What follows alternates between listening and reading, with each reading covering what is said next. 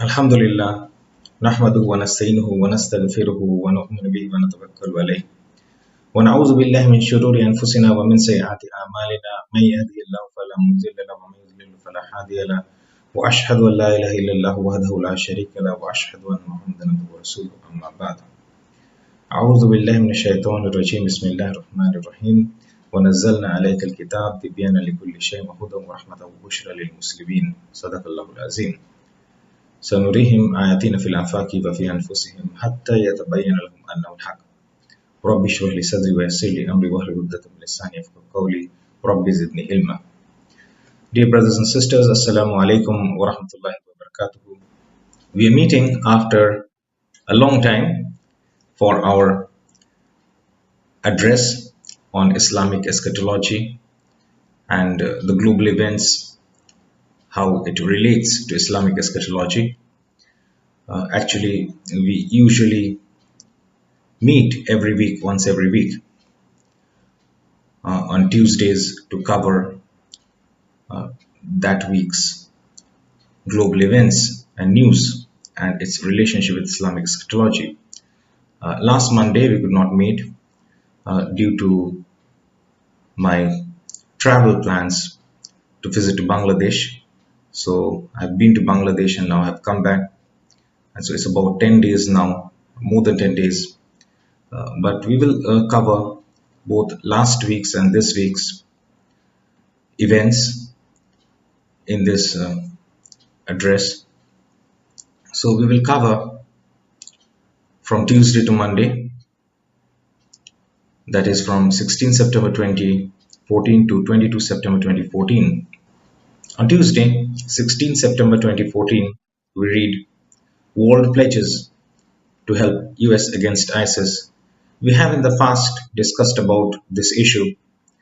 We need not unnecessarily get into lengthy discussions again. It's pretty simple. Just a recap will do.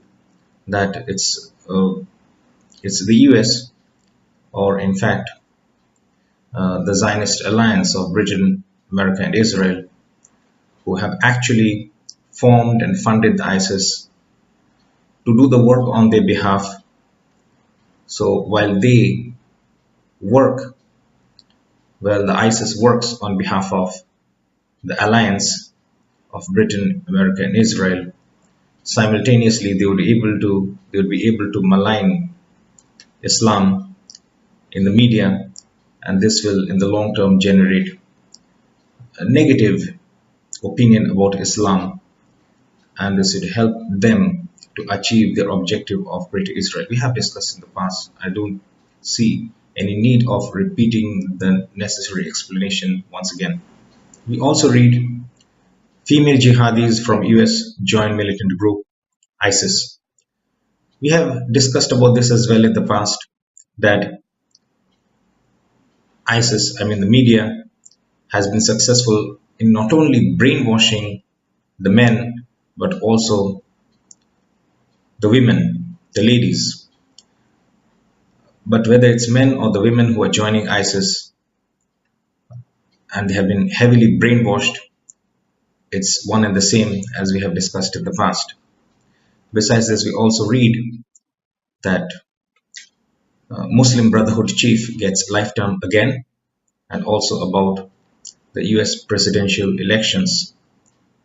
Hillary Clinton sets off the press race from Iowa. Also, in an article published under the title The New Threat, Megadroughts, where it hypothesizes how droughts are going to have a global impact across the world. The actual contents of the article suggests droughts to impact the global scenario in a very large manner, to a very large extent, including affecting the southwest coast of the US, southern Europe, much of Africa, India, Australia, and much of Central and South America, I don't know what's left. What interests us is that, isn't this leading us to what has been anticipated, what has been prophesied, and what we anticipate in the near future about the 3 years of drought, about the 3 years of drought before the emergence of the Dajjal. All this is, I mean, the evidence is pretty clear where the world is heading towards.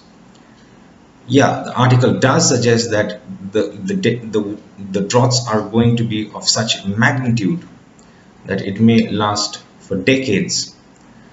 But that's not the point. The point is the concept of mega droughts is there in the hadith literature, and we are interested in that. And the 3 years of mega droughts, in fact, a new term has been coined, mega droughts. And this exactly the same scenario is what has been prophesied about the last age, Akhir Zaman, in the hadith literature, that there will be 3 years of drought. So all this evidence very clearly indicates the timeline in which we are living now and the proximity to the appearance of the Dajjal. So that's about Tuesday's news. There's no need to make this day's news any longer, because most of the things mentioned are falling into the plan which we have discussed in past weeks' addresses. You can always refer to those addresses for further information. So that's it for Tuesday.